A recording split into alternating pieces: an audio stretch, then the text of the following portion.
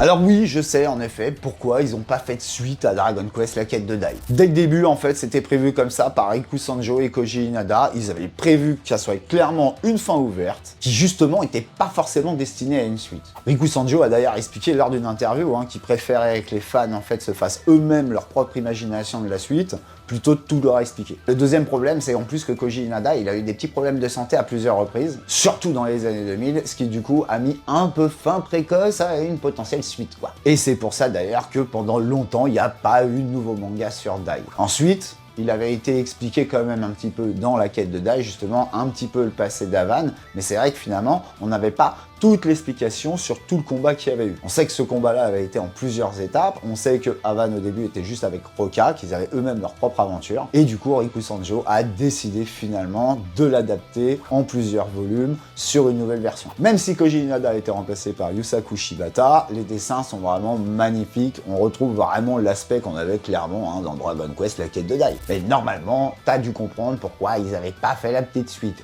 Donc je te donne rendez-vous au prochain tome.